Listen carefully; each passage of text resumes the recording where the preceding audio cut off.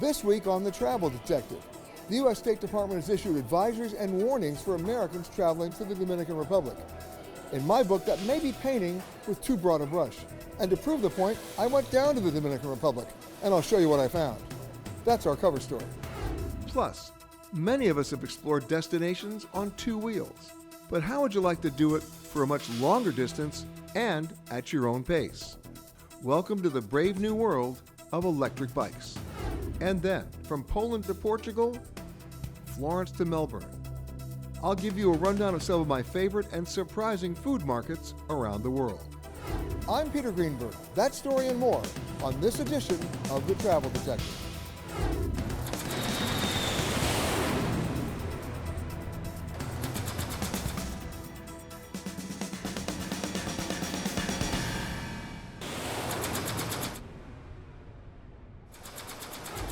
So what comes to mind when you think about the Dominican Republic, if you think about it at all? The sun, the beach, a pina colada or two, you know, the usual suspects. Or in more recent times, personal safety and crime. You know, the usual misleading stereotypes. I've been traveling safely to the Dominican Republic for the last 30 years, and I can tell you, the beach is great, but for me, the true experience happens when you go into the neighborhoods. You hang out with the locals, the people who actually live and work here, for a great and true experience. So let me share with you my hidden gems of the Dominican Republic.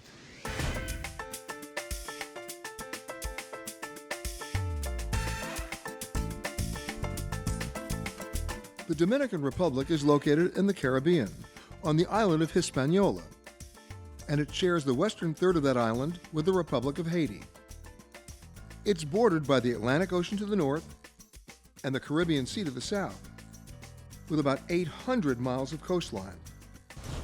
The island is geographically diverse, with over 200 beaches, along with rainforest, savanna, and mountains. For thousands of years, it was peacefully inhabited by the Arawak-speaking Taino tribe, who arrived there about 10,000 BC. But in 1492, Christopher Columbus arrived on the Santa Maria and claimed the island for Spain. And the arrival of the Europeans spelled the end for the Tainos, who were all but exterminated by war and then disease. The next several hundred years were marked by invasion, coups, and uprisings, until the country finally achieved independence in 1865. And today, the Dominican Republic is consistently ranked as one of the most visited islands in the Caribbean. But there are still lots of places that most visitors never see, and other more well-known spots that you can visit, but without the crowds, if you know when and how to go.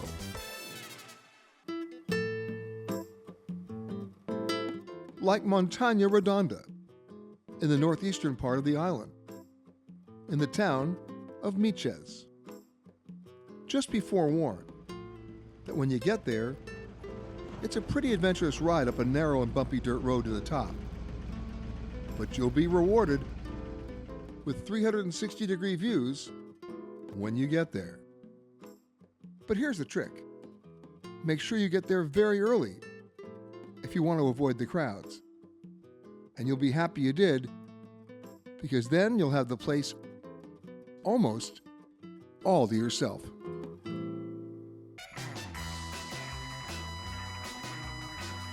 About an hour south of Montaña Redonda, just outside Punta Cana, is Macao Beach. It's a totally laid-back place with a bohemian vibe. And it's also home to the Macao Surf Camp. So if learning to surf is on your bucket list, this is definitely the place to do it. The surfing here in Punta Cana is not well known, but Macao Beach is one of the best beaches to learn to surf. Basically because we have 6 different breaks for different levels of experience. And it's also shallow for beginners. It's a sandy bottom, clear water, clear and warm water, all year. And even if you don't want to hit the waves, you can grab a great drink, order up some lunch from one of the beachside restaurants, and spend the afternoon here just hanging with the locals. But if you're looking for something just a little more exciting, then head back to Punta Cana to the Bavaro Adventure Park. It's the only one of its kind in the Caribbean. This 33-acre eco-friendly park has all kinds of things to get your adrenaline pumping. They've got a climbing garden, a BMX track, and zip lines, among other thrill-seeking activities. But I like to come here for the ATVs.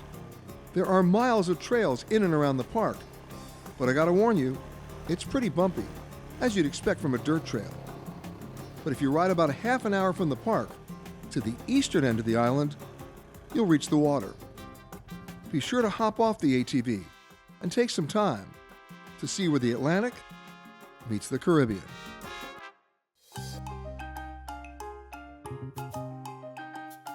It's not exactly a secret that some of the best cigars in the world are made in the Dominican Republic.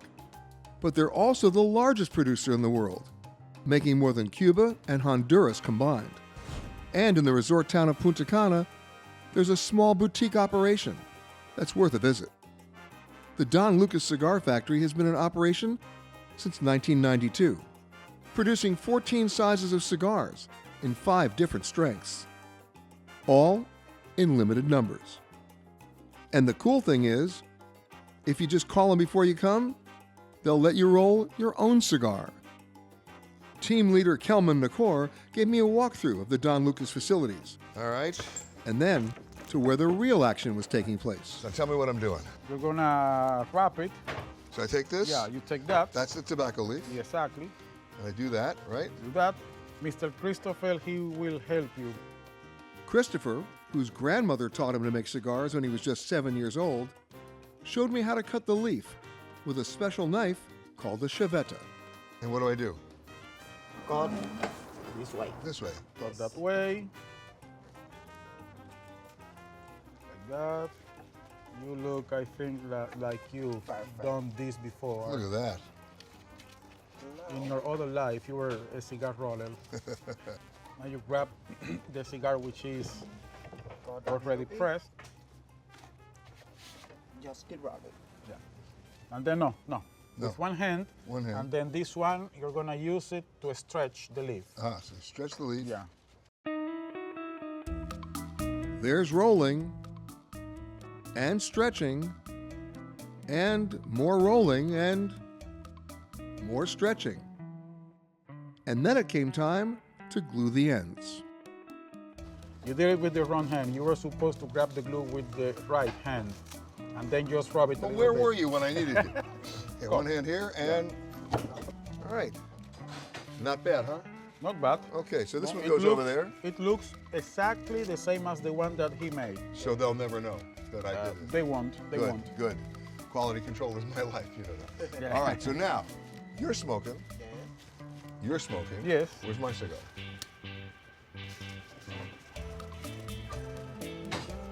And it's going on. Not bad. Thanks, guys. Thank you. If cigars aren't your thing, guess what? This place is still worth a visit because this family company has decided to multitask, and inside this room, 7 different kinds of chocolate. But no chocolate cigars.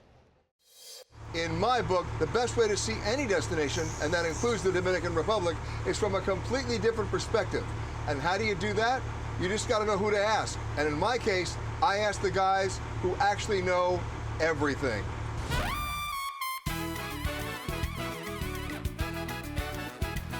And the guys who know everything? They're the firefighters. They know a city or town better than just about anyone, because they have to. It can literally be a matter of life or death. They've been in everybody's hotel, everybody's restaurant, everybody's house. And in the city of Higüey, it's no exception. If you want to see the way that real Dominicans live, this is the place to come. Many of the people who work in the nearby Punta Cana resorts live here. So it's filled with mom and pop shops and restaurants. Like this one, that happens to be a personal favorite of the fire chief. And there's the market, where you'll find local shopping for produce and fresh meat. But it's also a gathering place for a friendly game of dominoes. And because the DR has one of the largest Catholic populations in the Caribbean, Higüey is also home to an iconic basilica, which Pope John Paul II visited on 3 separate occasions. And if you get lucky, you may catch a local dance troupe performing, with the church as an impressive backdrop.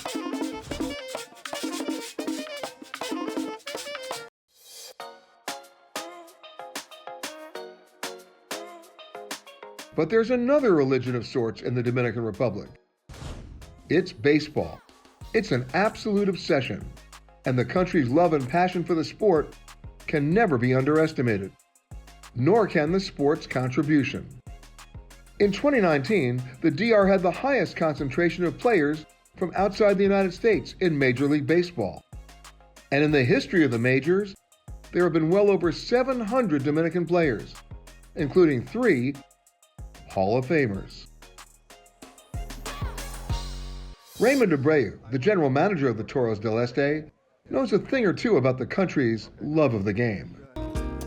Baseball in the Dominican Republic is so much passion. I mean, people eat, drink, sleep baseball. When we hire guys from the United States, they come out here and they actually thank us for hiring them because they say they never had so much fun. Guys like American pitcher Tim Peterson, who's been playing in the Dominican Winter League for the past couple of years. You were the Mets for a long time. Nope, 8 years. 8 years. And then here you are in the Dominican Republic. Yep, You like it down here? love it. Why? Beautiful country, nice people, baseball. Great weather, the beach, everything. And then baseball. And then baseball, yeah. What about the Dominican Republic and baseball itself? That's what I think of when I think Dominican, is baseball, you know? Playing with a lot of the guys that are coming from here, just a lot of talent coming out of the Dominican.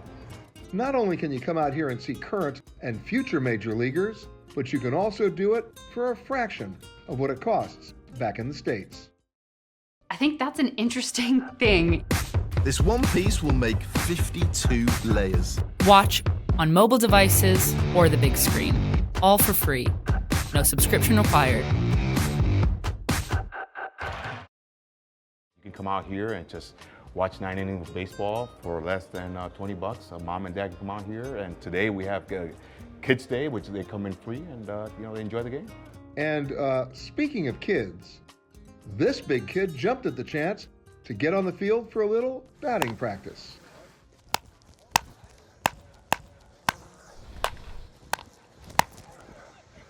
All right. Did I do okay?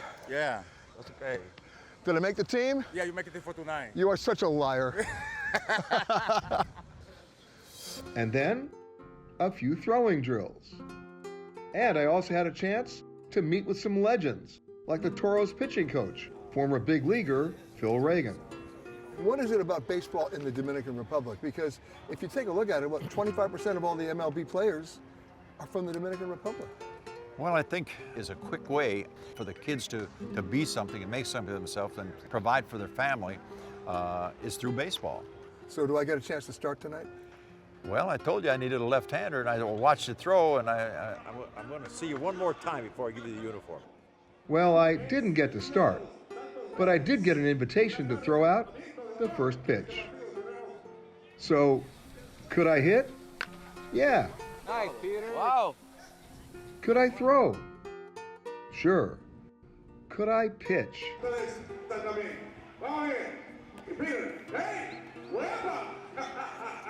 Not so much.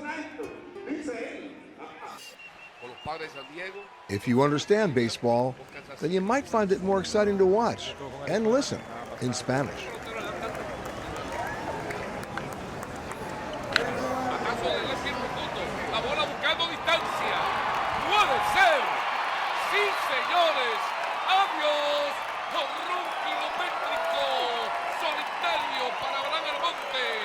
And in case you're wondering, the Toros won the game, 5-0.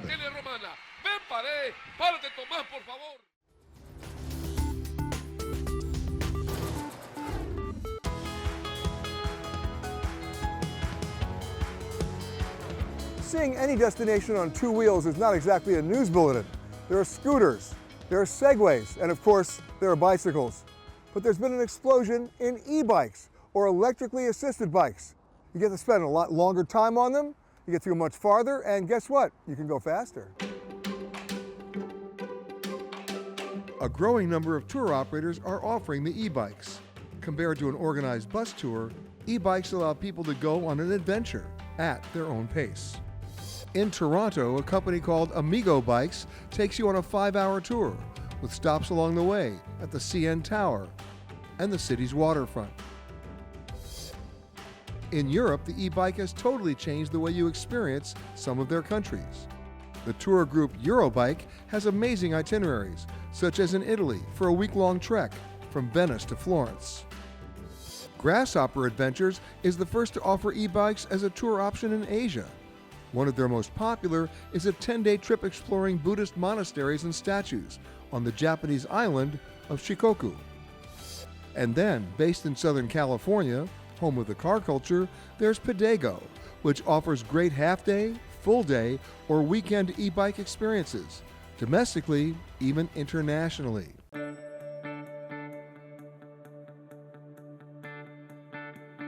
Don DiCostanzo is not only CEO, but also an avid biker. He claims design and even better battery technology have combined to create a durable, enjoyable travel opportunity.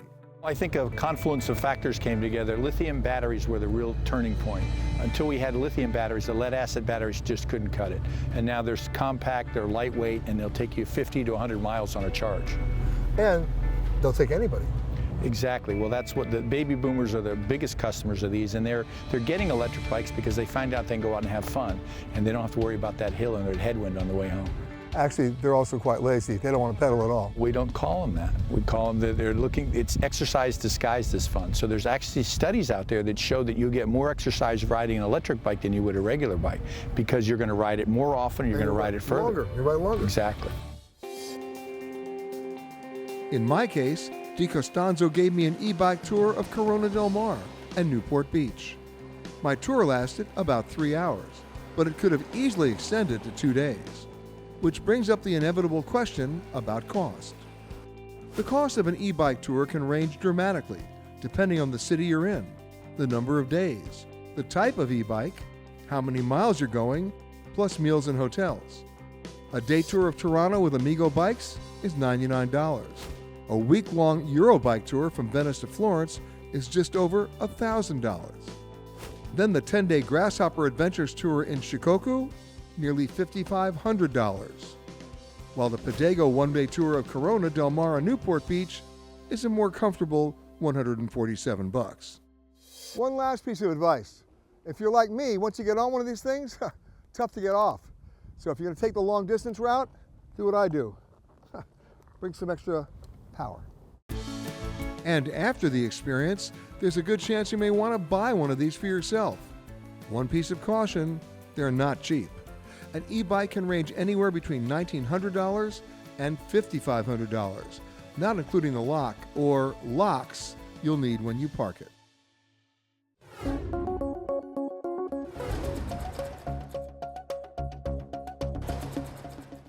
A number of U.S. states, including California, Washington, and right here in Colorado, have legalized marijuana for recreational use. Now, for some travelers, that could be a bonus if they're coming to those states, but it could also be a trap. Currently, 47 out of the 50 U.S. states and the District of Columbia allow marijuana for some form of medicinal purposes. 11 states plus Washington, D.C. allow it for recreational use. But under federal law, it's still illegal. So while you may think you're safer smoking pot where it's legal, think again before you try to bring it home. If you're driving across state lines, then it becomes a federal case, or at the very least, under the jurisdiction of the state you enter.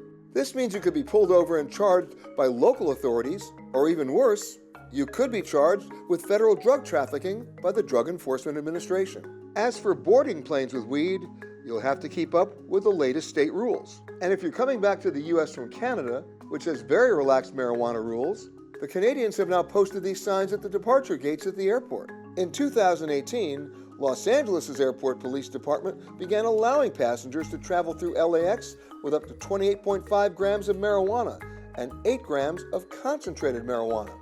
And while you may be flying high after getting through security at LAX, remember that once again, when your plane lands, you're subject to local laws, even if you carry a medical license. Now, I want to be clear about something. I'm not endorsing pot smoking, but I am endorsing common sense. If you want to smoke pot in a state that's legalized marijuana, do it only in that state. Cross state lines with it, you could find yourself in jail.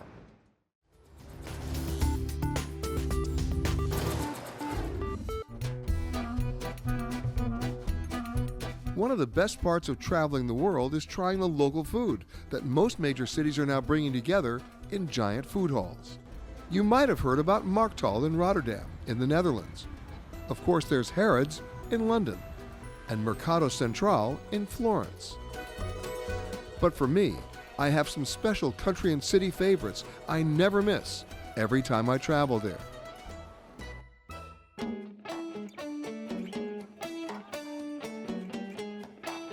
La Boqueria is one of Barcelona's top landmarks, with an entrance to the market from Las Ramblas.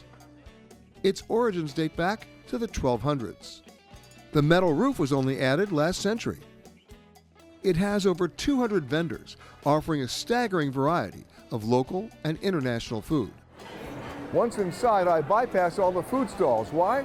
I don't come here to buy food, I come here to eat. I come to this place, Bar Central. I've been coming for like 20 years. Now you may notice only about 23 stools here, and there's the line. So be prepared to wait. You stand, you hover, you wait some more, and then you eat really well. In Lisbon, Time Out Portugal created the concept of bringing the best of the city under one roof with Time Out Market Lisboa. You'll quickly notice the crowded tables, lobster and crabs still in their tanks, and colorful pastries. If you're looking at it by the numbers, you'll find 24 restaurants, 8 bars, 4 shops, and get this, 3 Michelin star chefs. It's not only a place for foodies. Time Out Portugal also features live concerts for up to 900 people. My personal favorite, Pop Sorta. It's located above the food hall, and you don't just go there for the food, which is pretty good. You go there to order its signature dessert, chocolate mousse. And at Pop Sorta, be prepared to be overwhelmed by the mousse. The portions are ginormous.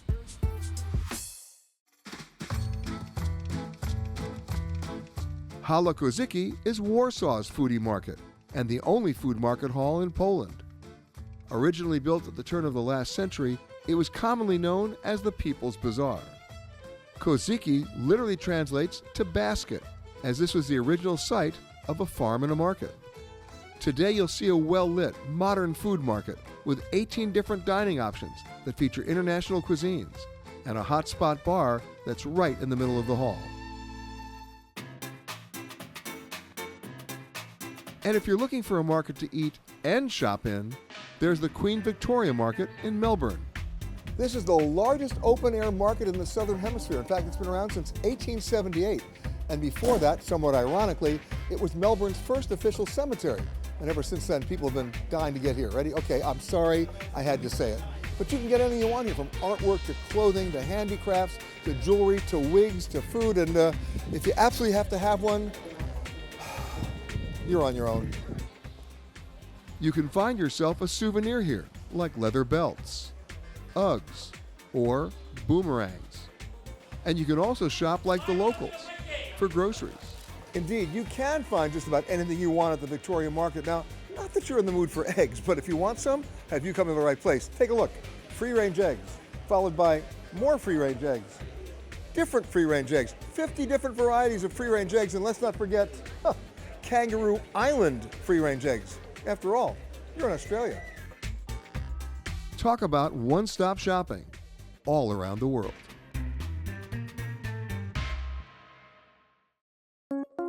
That does it for this week. I'll see you next time on another edition of The Travel Detective.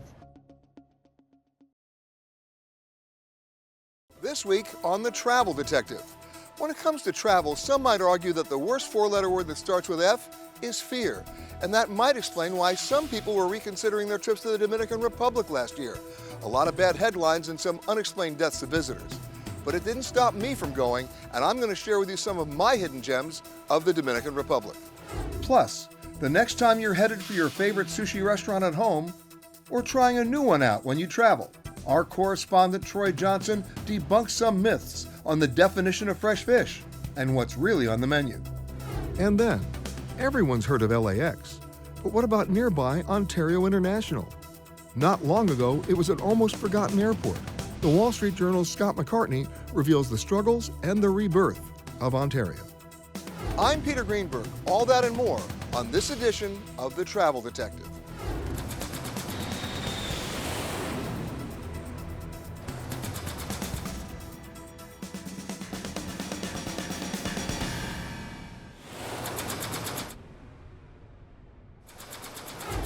Every year, 6 million people visit the Dominican Republic, and about 2 million of those come from the United States. The reasons why they come? Pretty obvious. First, connectivity. Just about every U.S. airline flies here. And the second, just as obvious, the sun, great beaches, and a large number of all-inclusives with a wide variety of price packages. But here's the problem. Most visitors never see the Dominican Republic. They never leave the hotels. So if you're looking for a truly great experience bathed in rich culture and amazing history, you gotta leave the resorts, even if it's only for a few hours a day. And if you're willing to do that, let me share with you some of my hidden gems of the Dominican Republic.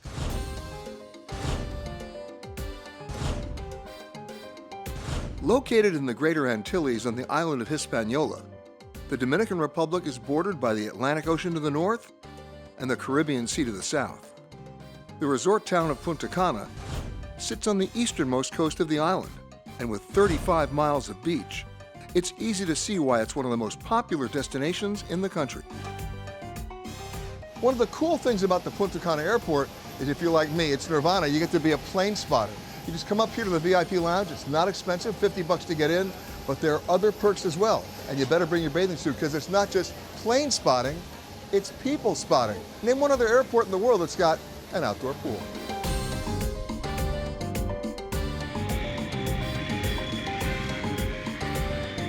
If you've got some time to kill before your flight, why not grab a glass of champagne and hop in the water?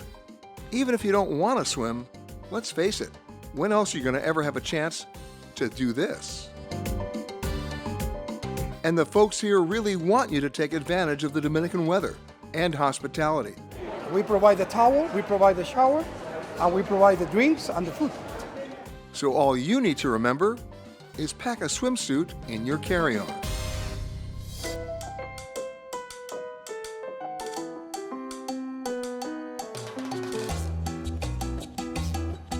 With hundreds of resorts in Punta Cana, you'll find plenty of family-friendly hotels, smaller boutique places for romantic getaways, and of course, lots of golf courses.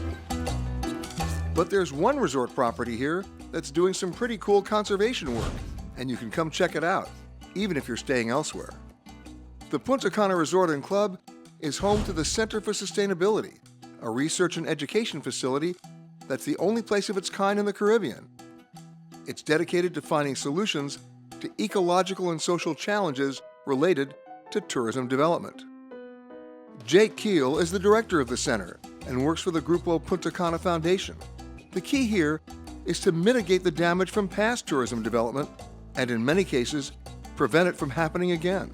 So this is really cutting-edge work. This is coral restoration in land-based nurseries. This is a new technique developed in the last 5 years called microfragmentation. So the whole idea is we collect corals that have fallen off the reef, we save them before they die, then we cut them into really tiny pieces. That motivates growth, as opposed to having them dedicate their energy to trying to reproduce sexually. Not only do they grow, but the rate of growth is actually much faster. In the wild, a brain coral might take 50 to 100 years to grow to full mature size. With this technique, we can accelerate that growth by 100 to 200% if we're able to do this well. This technique allows them to grow up to 26 types of coral to help restore the nearby reef. And they're working to educate the locals about the reef restoration as well as the dangers of overfishing. We've actually hired the fishermen. One of the best ways to not have to patrol and police fishermen is to hire them and find new types of jobs for them. So we've turned them into coral restorers, we've turned them into boat captains, we've even had them helping us maintain barriers to protect our beaches from sargassum seaweed. But this is not the only conservation work going on here. There's ornamental fish breeding and turtle conservation.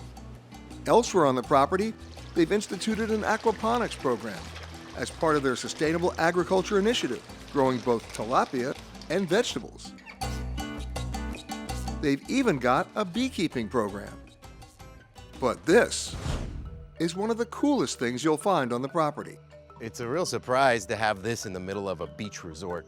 There are 12 freshwater lagoons, and that's why it's known as the indigenous eyes. The indigenous Taino Indians used to refer to the freshwater lagoons as eyes.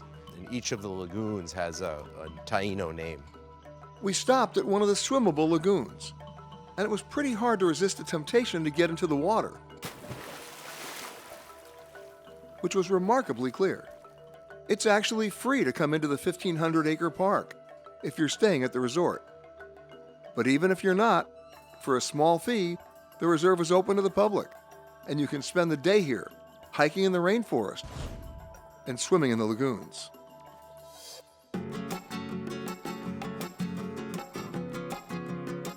Just a short bike ride from the reserve, you'll find Punta Cana Village. You'll find the usual assortment of resort stores, bars, and restaurants. But then, there's this place, a unique boutique where local women crochet handbags from recycled plastic shopping bags. It's another conservation project where you can track the money right back to the community. One of the great experiences in Punta Cana is actually outside of Punta Cana, about 60 miles outside of Punta Cana, and that's where you come to the small fishing village of Boca de Yuma. What do the locals do here? They fish, and here, everybody fishes. You know what that means? Even me.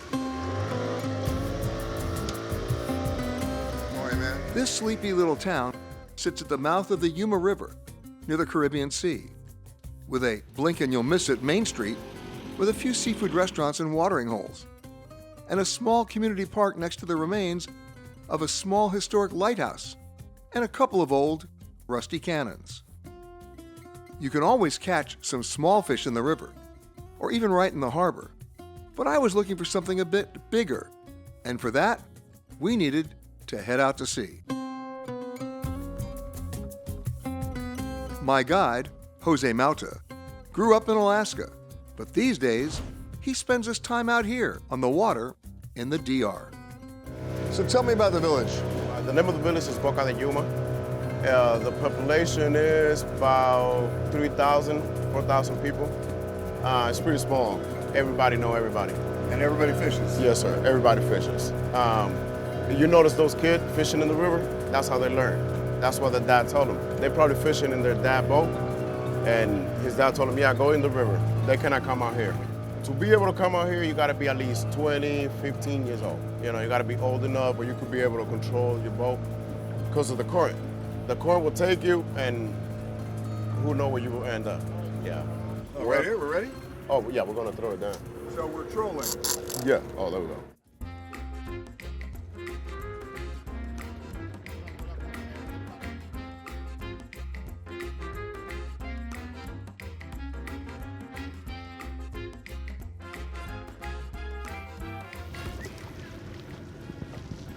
They don't care. No.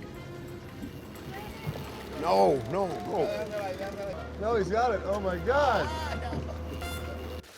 Well, I didn't catch a fish, and I almost caught a bird and kind of messed it up too. But Jose tells me we're going to get a fish, and we're going to get a fish.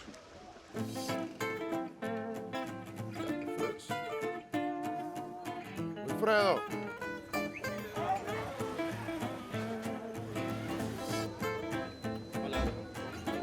Wow. That is one nice looking fish. Yes, it is. Beautiful fish. Thank you. I'll pay you $10 if you tell everybody I caught this. Well, you could pay me 50 to fish my fishing well. You serious? I'm joking. Let's just eat. Okay.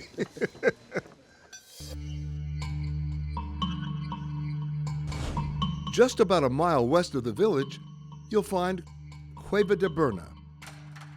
As you'd expect, it's filled with stalactites and stalagmites. But the real reason to come here is for the Taino petroglyphs. There are more than 300 of these caritas, or little faces on the walls, which is why this is considered one of the most important caves in the area. While you're here, it's just a short drive from Cueva de Berna to the former home of Spanish explorer Juan Ponce de Leon. The nearly 500-year-old estate, built by Taino slaves, was a working farm and a sugar plantation. The building has been restored to reflect the 16th century style and the way it may have looked before the conquistadors moved on to Puerto Rico and later to Florida. One of the best ways to see Punta Cana is to wake up early and then get up early. How? In this balloon. It's the only one in the entire country. It's run by Luis Leonardo, the pilot, and it's the best way to see the region. Luis and his family started the company in 2002. And, very surprisingly, they're the only professional hot air ballooners in the Caribbean. It's kind of cool to watch the balloon being inflated, which is done with 2 enormous fans. Then, the air is heated. And before you know it, Cero peso, cero peso, cero peso. you're heading off into the sky.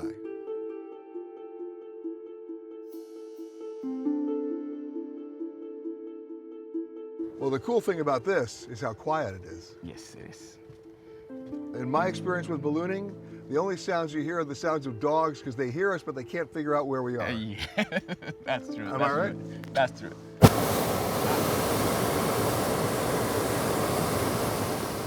And what are we flying over right now? This is Verón. This is the community. It didn't exist a few decades before because this has been growing and growing with the hotels. Not surprisingly, tourism is a huge part of the economy here. But there's another export that's easy to see from up above. The main important thing here is the sugarcane in this area. And sugarcane was brought by Christopher Columbus, 1492. He came on the first trip, and the second trip he brought sugarcane. And by 1505, we already had our first industry. By year 1970, it was the main income. But you got a completely different perspective here of the entire country. Yes, it's different. It's beautiful. I love it. I never get tired of it. And the wind is perfect today. So beautiful, this area. And the north is Atlantic Ocean. You can see there.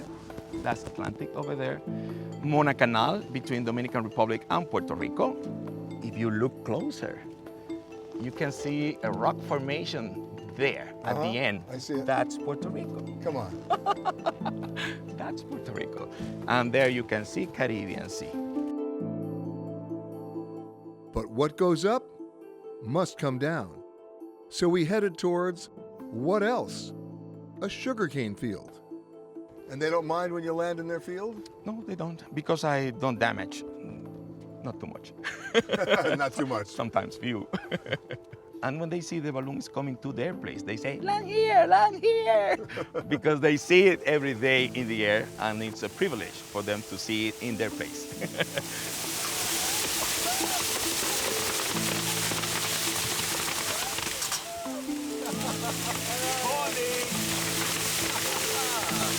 Here we go. Just a little sugar cane. Wow. Awesome. Wow. Children of the corn. Wow. That was great.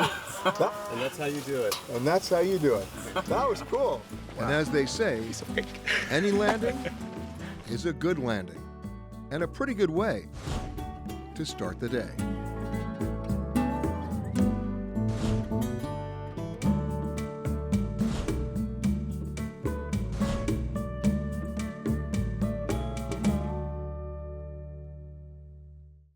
You can now find sushi restaurants in virtually any city on the planet.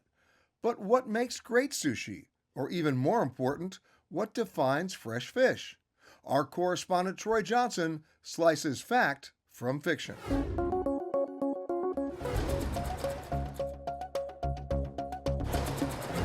A big part of traveling is eating on the road. And in today's food-driven world, the options are endless. But along with the great restaurants and the great food choices come a lot of enduring and misleading myths. In this report, everything you need to know, but probably didn't, about sushi. The first myth: frozen sushi is bad, straight out of the water is good. Truth is, almost all sushi's been frozen. It's not only a good and preferred thing, in some states, it's law. For safety, the FDA recommends fish be frozen at -4 degrees Fahrenheit for a minimum of 7 days. That's plenty of time to get top quality sushi from the coast to the middle of the country. So your salmon roll can be just as good in Kansas as it is in New York. That's why top chefs across the US are able to get sushi from the world's most famous market, Tsukiji in Tokyo. Almost every fish is flown over frozen. Truth is, if you caught a fish and made sushi right there on the boat, you'd probably be disappointed. It would be watery, a little crunchy. That's because, like wine or steak, sushi gets better with a little age. After a few days, enzymes break down the mussels into proteins, fats, and amino acids, including glutamate, which is one of the natural flavor enhancers in MSG. Aging the fish also reduces the water content. Less water, more flavor. And finally, and maybe most importantly, aging makes the mussels softer. It gives it that silky sushi texture we all know and love. That's why in multiple studies, people have chosen the flavor and texture of frozen over fresh. The other myth we need to address is this guy. Bright pink tuna that looks almost like watermelon. That means it's impeccably fresh and clean, right? Wrong. Bright pink tuna means it's been treated with carbon monoxide. Tuna in its natural state is maroon, dark red, almost chocolatey. Bright pink tuna isn't necessarily a bad thing. The practice started because tuna browns quickly, and Americans thought that meant it was bad. So the government let fishermen hit it with gas, a practice the FDA deems as generally safe to eat. Once treated with carbon monoxide, tuna will stay bright pink long after it's past its prime. Point is, when you see bright pink tuna, you shouldn't think, ooh, fresh. You should think, ooh, science. So time to let that old myth go that sushi right off the boat is somehow superior.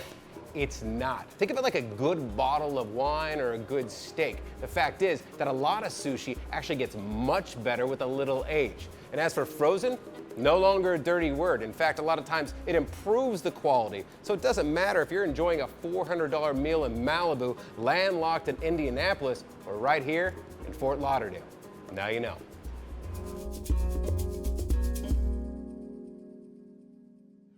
It's the fastest growing airport in America, but like a number of secondary airports, it was either being forgotten or ignored. The Wall Street Journal's Scott McCartney has a report on the surprising success story and why you might even want to fly to the Ontario, California International Airport. Let me ask you a question. How many airports does a city really need? Big cities need more than one. Look at how much growth there's been and how much congestion at the big airports. But airlines often fight efforts to expand at secondary airports. It's happened in Dallas and Atlanta and Chicago and other places. So what happens to the existing secondary airports? How do they survive? Take a look at Ontario International Airport in California. Built in the 1920s, its initial use was primarily as a military training facility.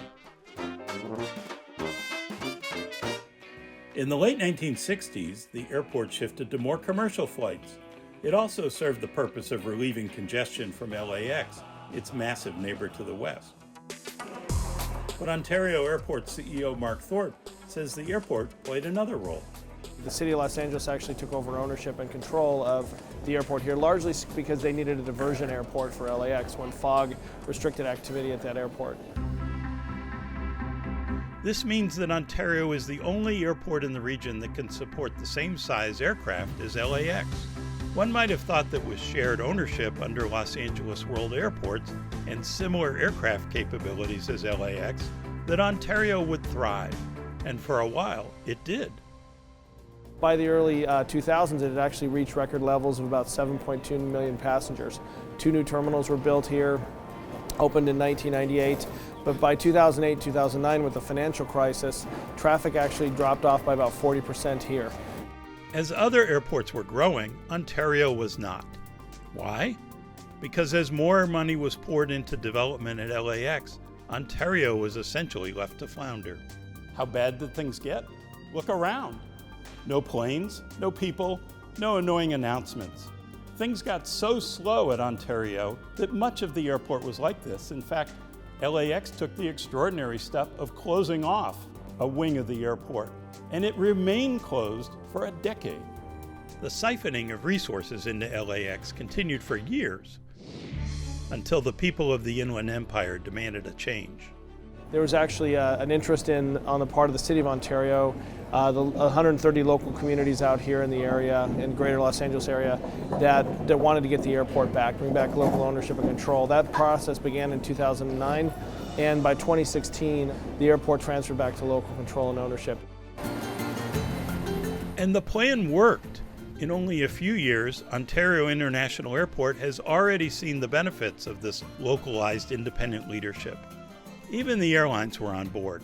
Once Ontario took over, you started seeing major changes. JetBlue came in and Frontier came in, China Airlines, and American upped their flights, and Southwest is starting to get back on track.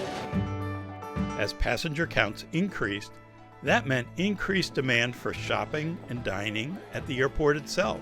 However, those revenue streams haven't made officials lose sight of their main focus, bringing in more airlines. The first thing we did was start to get the carriers that were here to grow more, particularly the Deltas, Uniteds, Americans to their hubs. We tried to get in some new low-cost carriers. So Frontier came right after the transfer, followed shortly after by China Airlines coming in, which was an incredible achievement in Southern California because it's the first time there's been a flight across an ocean from an airport other than LAX in the history of our region. As Ontario continues to gain airlift from the major carriers, some of their routes are now traveling to and from international destinations. Thanks to this increase in airlift, they're building a new customs processing center for all of the inbound international flights. And even with airlift back on the rise, it remains an easy airport for passengers to navigate. Bank of America executive and mega frequent flyer Al Arguello says he does almost all of his flying out of Ontario. They're adding additional airlines, which makes it more accessible to travel cross-country without encountering any additional stops on the way. And the expansion, this airport will continue to grow. It's not constrained by space, as is other smaller airports like Burbank, Long Beach, John Wayne. This will continue to grow and accommodate the growth that's happening in this region. Another part of Ontario's growth is that it's become one of the largest cargo hubs in the country. There's Amazon and UPS. FedEx is actually expanding. In the process, Ontario is now a role model of sorts for the other secondary airports in the country, like Oakland, Milwaukee, Providence, proving that secondary airports don't always have to come in second. That does it for this week. I'll see you next time on another edition of The Travel Detective.